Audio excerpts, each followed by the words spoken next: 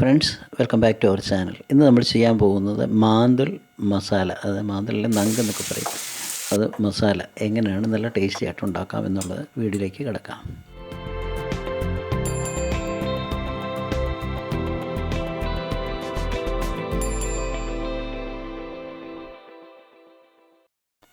ഇതിലേക്ക് നമ്മൾ എടുത്തിരിക്കുന്നത് 1/2 കിലോ മാന്തലാണ്. അതിന് അരപ്പിനായിട്ട് നമ്മൾ 1 കപ്പ് തേങ്ങ, 1/2 ടീസ്പൂൺ മഞ്ഞൾ, അതുപോലെ തന്നെ 1 ടേബിൾ സ്പൂൺ കാശ്മീരി ചില്ലിപ്പൊടി, 1 ടേബിൾ സ്പൂൺ മല്ലിപ്പൊടി, 4 വെളുത്തുള്ളി, ഇത്രയും ചേർത്ത് നന്നായിട്ട് അരച്ച് അരപ്പ് മാറ്റി വയ്ക്കുക.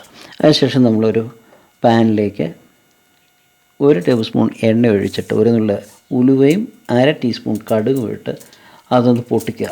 കടുക് പൊട്ടി വരുന്നതിന് ശേഷം, നന്നായിട്ട് പൊട്ടി വന്നതിന് ശേഷം നമ്മൾ 4 ചുള്ള ചെറിയ ഉള്ളി, ചുവന്നുള്ളി കീറിയിട്ട് കൊടുക്കുക. 2 പച്ചമുളകും അല്പം കറിവേപ്പിലയും കൂടി ഇട്ടിട്ട് നന്നായിട്ടൊന്ന് ചൂടാക്കിയെടുക്കുക. ഇളക്കി ചൂടാക്കിയിട്ട് അതിലേക്ക് ഒരു 1.5 ടേബിൾ സ്പൂൺ അളവിന് വെളുത്തുള്ളി അരിഞ്ഞതും 1.5 ടേബിൾ സ്പൂൺ അളവിന് ഇഞ്ചി അരിഞ്ഞതും കൂടി ചേർത്ത് കൊടുക്കുക. ഇത് ചേർത്ത് ഒന്ന് വഴറ്റി വന്നതിന് ശേഷം 2 തക്കാളി കനം കൂട്ടി കഷ്ണങ്ങളായിട്ട് അരിയണം. തീർത്തും കനം കുറച്ചല്ല, കനം കൂടിയ കഷ്ണങ്ങളായിട്ട് അരിഞ്ഞിട്ട് അത് ചേർത്ത് കൊടുക്കുക. അതുകൂടി ചേർത്ത് ഒന്ന് വഴറ്റിയെടുക്കുക. ഒരുപാട് വഴന്നു പോകണ്ട. ആ സമയത്ത് നമുക്ക് ആവശ്യത്തിന് കുറച്ച് ഉപ്പ്, 1 ടേബിൾ സ്പൂൺ ഉപ്പ് ചേർത്ത് കൊടുക്കുക.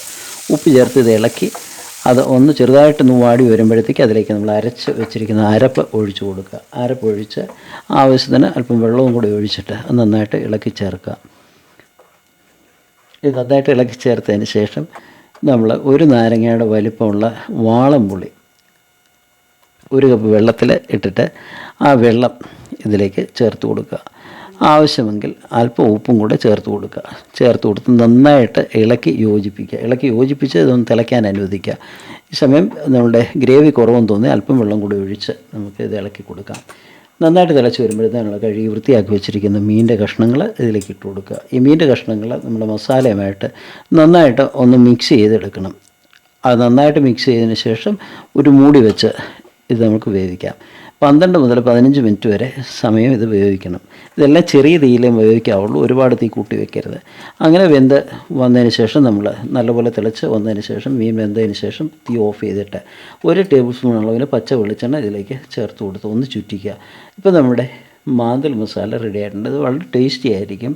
വളരെ പെട്ടെന്ന്, വളരെ ഈസി ആയിട്ട് ചെയ്യാവുന്ന ഒരു റെസിപ്പിയാണ്. ഇത് എല്ലാവർക്കും ചെയ്ത് നോക്കാം.